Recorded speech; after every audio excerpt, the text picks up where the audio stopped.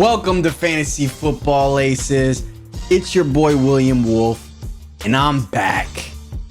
I got a topic at hand that I'm really excited for. My favorite topic to discuss: running backs. My top 10 running backs, to be specific. Now, the intriguing thing about this top 10 is that mine isn't going to be as chalk as the other analysts and experts you see out there. Seems like everybody's got a pretty standard top 10 that they're going with. Not much variation with their top 10. So it can be an uninteresting topic. But I'm going to bring a little bit of sauce for you. Give you a new perspective.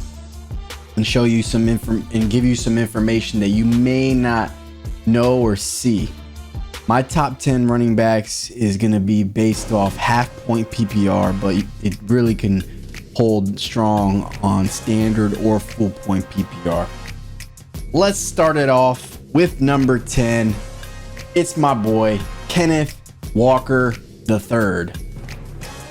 Now, I see most people don't have Kenneth Walker in their third in their top 10. And I think a lot of that reason is the little injury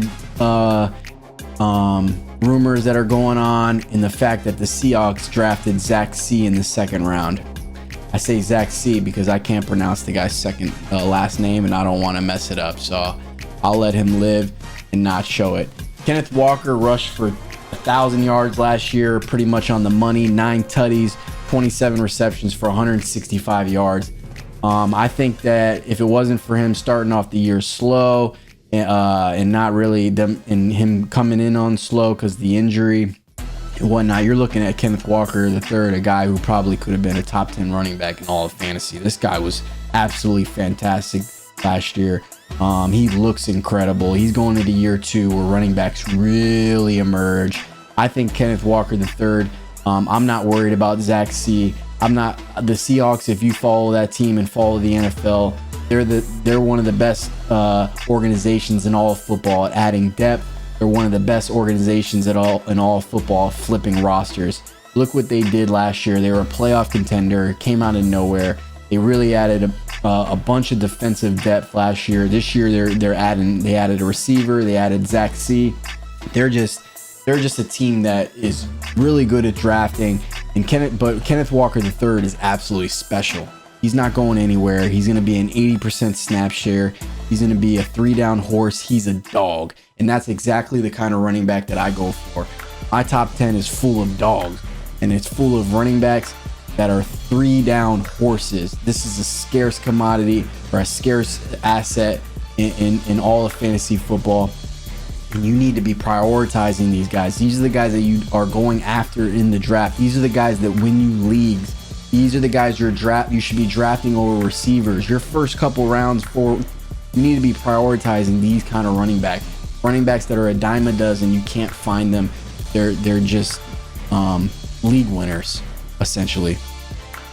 At number 9, it's ETN season, baby. Travis ETN. I don't see anybody with Travis ETN in their top 10. I think that's absolutely ridiculous. You're talking about a guy who's coming into his own. He has nobody behind him on the depth chart. He's a guy who's really grown up with Trevor Lawrence at Clemson. Now he's with him in Jacksonville. He's injury free. I don't see any reason why Travis ETN doesn't have an enormous year. He is a dog. And he's a guy who's going to be a 3-down back. He's going to have 70%, 80% snap share. I see Travis ETN doing enormous things. You're talking about a guy who dropped a lot of touchdowns last year, as a matter of fact. He dropped some big plays when Trevor Lawrence was hitting him in the flat. And he just was a little bit shaky. But when it came ETN season, we saw what he was capable of. And that guy exploded. He slowed down. One concern with him would probably be the fact that he's a very small guy and there's a chance that he could get injured. But that's why running backs are running backs. They're pretty elusive and they're usually pretty good at avoiding the big hit. So you got to gamble on Travis ETN. This is a guy that you can get great value for. He seems like in Snake, he's a 3rd round guy. I'd have to look into more detail about that, but In salary, he's going for around $30, and that's just a discount. You're talking about a top 10 running back, Mize, a workhorse 3-down dog. I don't see any reason why Travis ETN season is so low on other people's running back list. He's number 9 for me. Now let's get into number 8. And that's Jonathon Taylor. Jonathon Taylor is a discount this year, frankly. You're talking about a guy who was the number 1 running back going into fantasy football last year. 2 years ago, he was the number 1. Last year, the Indianapolis Colts were a freaking nightmare. The whole team was a nightmare. They brought in Shane Steichen. I can't say his name, but he was the offensive coordinator for the Eagles. And he was amazing. I mean, granted, they had all that talent, but he really turned Jalen Hurts into player. With all that, he really was able to utilize all that talent and have one of the best offenses in the NFL. One parallel between the Colts and the Eagles is they both have fantastic offensive lines. And if you'll see later on in my other videos, in my philosophy, I really prioritize having a great offensive line, because in the NFL, it is probably the most important thing. So the Colts got healthy on that side of the ball. They got an offensive line that's top 5, top 10 in the NFL easily. They got a new head coach who can utilize those assets, and they got a young quarterback in Richardson who is probably going to start. And I don't see any reason why he's not going to try to make him like a Jalen Hurts. So you're talking about Jonathon Taylor, who requested a trade. As long as he stays on the team, he could be arguably the best running back in all of football this coming year. He's got Zach Moss behind him on the depth chart. This is going to be a big time 3-down running back who can do enormous things. He's at a discount this year. You can get him for a reasonable price. He's a 3-down back. I mean, Jonathon Taylor, that's number 8. At number 7, we got an absolute dog in Rhamondre Stevenson. I drafted Rhamondre last year in the Diamond League, my $2,000 salary cap buy-in league in the Diamond. You'll meet a bunch of these guys, and we'll do the live chat later on this month when we do our $2,000 live salary cap draft. I took Rhamondre last year for about $10 or $11. Absolute steal. I knew that he was going to be, I say I knew, but I do have receipts. I knew that he was going to be a great player. The advanced analytics for Rhamondre Stevens are immaculate. His break tackle rate, his yards after contact, his juke rate, everything. He's just off the charts in all categories. He's one of Bill Belichick's favorite players he's ever coached. He said that. Second year, he gave him 3rd down opportunity. Damian Harris doesn't matter. Zeke Elliott coming to the team, which is breaking news today, doesn't matter. This guy, Rhamondre Stevenson, is going to be a 3-down horse dog, and you need to be investing in Rhamondre. One comparison I want to make, show what an OG fantasy football guy I am, and that's something I haven't heard anybody else say, is Rhamondre reminds me a lot of Steven Jackson. Steven Jackson was the dreadhead, the St. Louis Rams, and he was a fantasy football star, and he could do it all. And they really Rhamondre really reminds me of Steven. They're both big backs, they're elusive, they can do it, catch the ball out of the backfield like no other. I just really like Rhamondre. I think you got to be going after him. You can get him for cheap. You'll probably get him for even more cheap now that Zeke Elliott's in his shadow. Don't worry about Zeke. He's over the hill. He's done. He's in his insurance package. That's all he is for the Patriots. At number 6, a guy that I'm going to hear a lot of whispers behind my back, or I'm going to hear it in my face in the comment section. I can't believe you got him at number 6. Oh my God, this guy doesn't know what he's talking about. What are you talking about? And that number 6 guy is Christian McCaffrey. Now hear me out. Christian McCaffrey is the most talented running back in the NFL. He's an absolute stud. What doesn't Christian McCaffrey? Got a gorgeous girlfriend. He's the son of Ed, Super Bowl champion, receiver for the Broncos back in the day. He's if not one of the best running backs in the NFL. He can catch the ball out of the backfield. He can line up in slot. He could run in between the tackles. What can't Christian McCaffrey do? Well, there's a guy in San Fran that they really love named Elijah Mitchell, and he is a thorn in Christian McCaffrey's butt. And I don't see any way they get that thorn out of his butt because they love Elijah Mitchell, and I don't blame them. Elijah Mitchell runs hard. And I think it's absurd if you're going to spend a number one pick or allocate $50 to $60 on Christian McCaffrey when you're only going to be getting 60 or 50 to 60% snap share. You're talking about a loaded offense roster that Deebo Samuel's going to be getting carries, Elijah Mitchell's going to be getting carries, and Christian's going to be getting carries. You're talking about a guy who you're paying premium price for, deservingly so. He's a great player. But on the contrary, you can get other running backs that are true 3-down backs with nobody behind them on the depth chart. Why would you not invest in them over Christian McCaffrey? That's the reason why I have him down at number 6.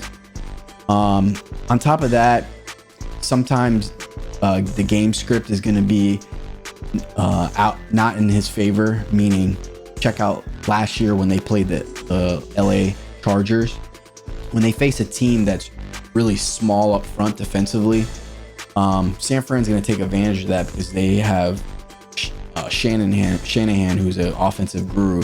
And they're going to take advantage of pounding a small defensive team, a team that's weak in between, or essentially the defensive tackle position, and they're going to run halfback dives a lot. And the guy who's going to be running that is Elijah Mitchell. It's not because Christian's not capable, just because they don't want to hurt the kid. And that's something that is very subjective, and I know I'll hear it in the comments, but at the number one pick, there's guys here that I'm going to name after him that I would take above him. So say what you want. I got Christian McCaffrey at number 6. At number 5, Derrick Henry. Now, I'm not going to go into a bunch of detail about the King. The King speaks for himself. He's been a fantasy guru, a fantasy all-star, superstar, pretty much his whole career in the NFL. He's so big, it's unbelievable. Pause. Derrick Henry, he's going to do what he does. I have nothing to add. I think it's a good spot at number 5 in any format. Derrick Henry's a pretty safe pick. At number 4, Saquon Barkley. Dog. Now, if I had to say there was one running back more talented than Christian McCaffrey, it would be this guy, Saquon Barkley. Put this dude in a phone booth and he will shake you out of that thing. Because that boy is unbelievable ever since Penn State. His moves and the way he runs, how big his legs are, the power he has behind him. He can lower his shoulders, he can go around you, he can juke you, he can go in between the tackles, he can catch the ball out of the backfield. Saquon is a superstar. The only reason why he's not ranked number 1 is because I feel as if the Giants, you could still load the box on them. I know they brought in Darren Waller. They need Wan'Dale Robinson to get healthy, but you could really load the box against them, and that kind of happened last year. Now, I'll give you a little insight.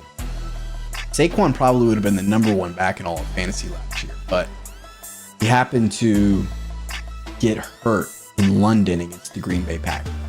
Now, only if you were a really close follower of fantasy football, or you had Saquon on your roster, or you just are a diehard like myself, would you have noticed exactly what happened. But there was a big difference between the Saquon before that game in London and the Saquon after that. There was a really serious shoulder injury that he played through that whole year, and it really affected his running style. It really affected the way he ran prior to that hit in London. I believe that if that hit didn't happen, the Giants could have done more. And to be honest, in the playoffs, he kind of unleashed a little bit, but he still wasn't that guy he was prior to that game in London. And I think Saquon could return to being that guy he was those first 4 or 5 weeks. He's a superstar, man. At number 4, Saquon Barkley.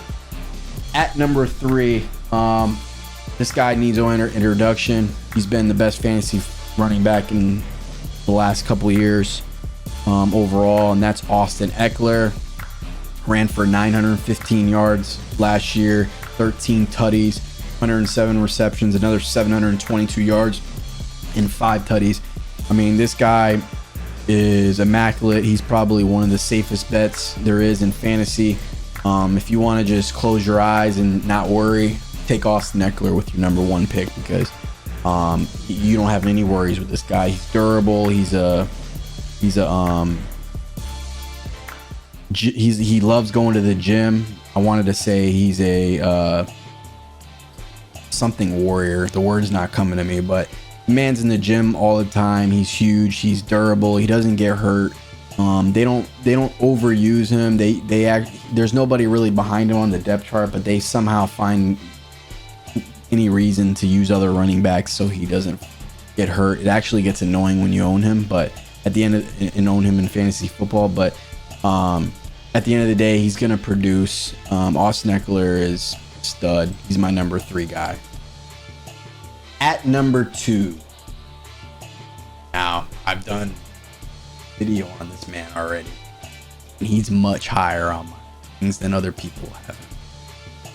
That is Tony Pollard. Dog.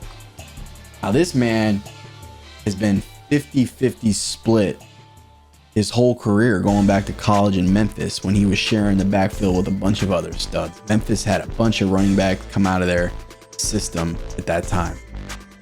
Comes to Dallas, he's behind Zeke Elliott.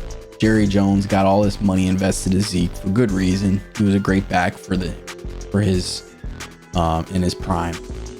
But last year, Tony Pollard needed to be unleashed, and it was unfortunate that Zeke Elliott vultured a bunch of touchdowns from him and vultured a bunch of time and snaps from him, although he still ran for 1,000 yards, caught 39 balls for 371 yards, 12 total touchdowns. I think, I have receipts here now, that Tony will be over 2,000 total yards, probably over 15 touchdowns. This guy's going to have a huge year. I believe the only thing that's stopping him from being the number 1 back probably in all fantasy is possibly an injury. Dallas, as I said, as you see a common trend here, they have a top 5, top 10 offensive line. They got CeeDee Lamb that's going to take people out of the box. Their Dak Prescott sucks, but that doesn't matter. Tony's going to go out and do it all this coming.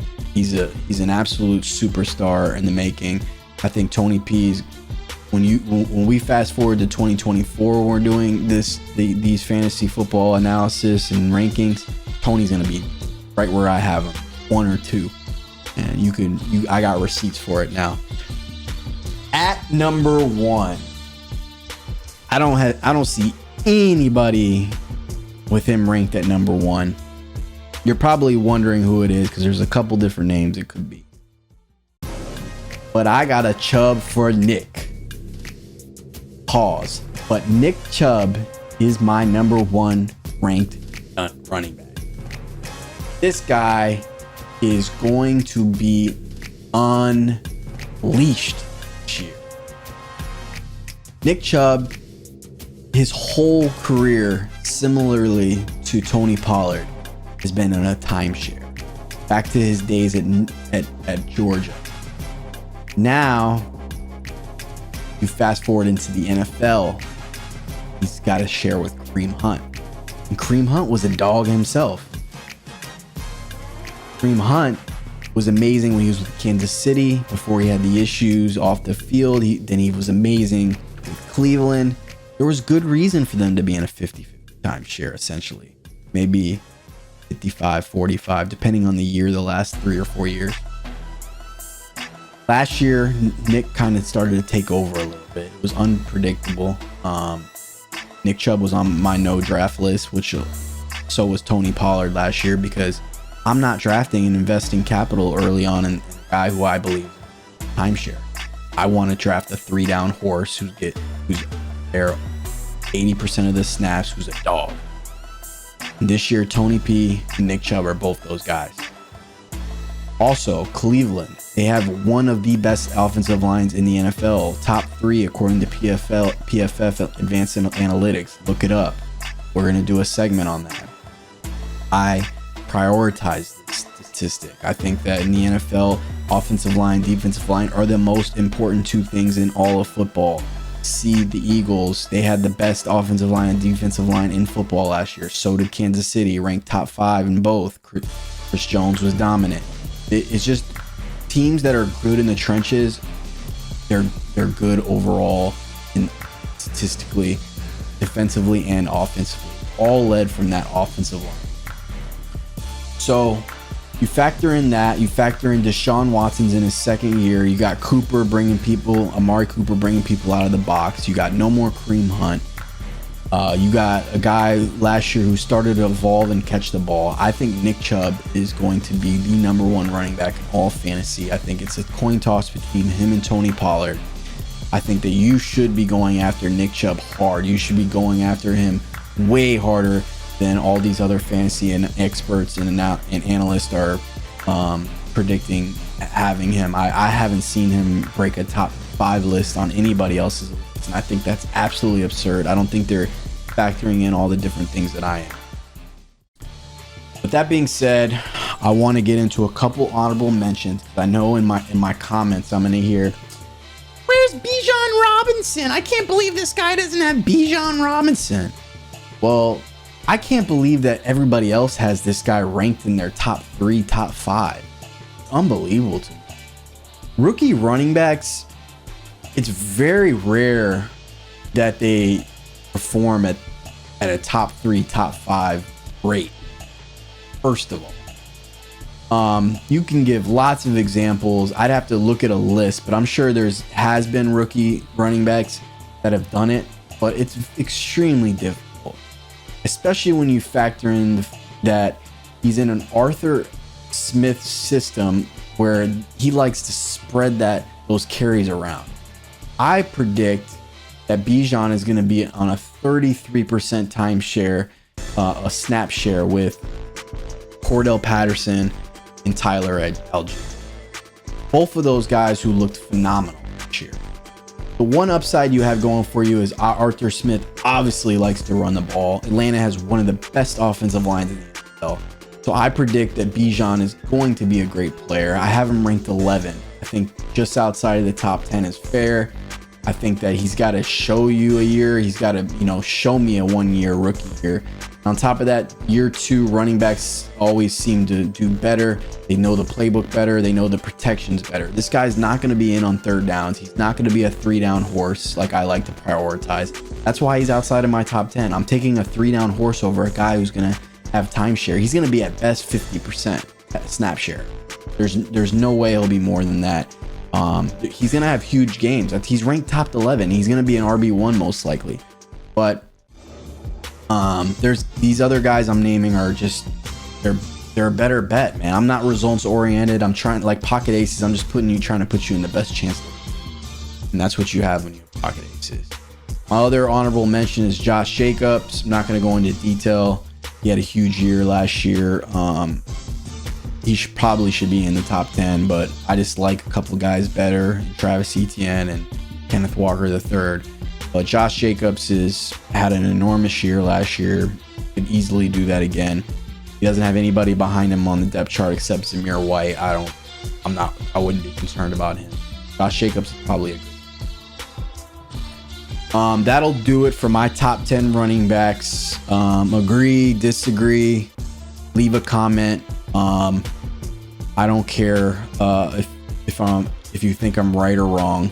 A lot of fantasy football is subjectivity, and we're all gonna have receipts, and we're all gonna find out, right? So, I never really thought I'd be this guy to beg for likes and subscriptions, but they really do help. So like the video, subscribe, keep evolving with me. Fantasy Football Aces, a new perspective. We're gonna dominate this year and win fantasy football championship. Wow, y'all.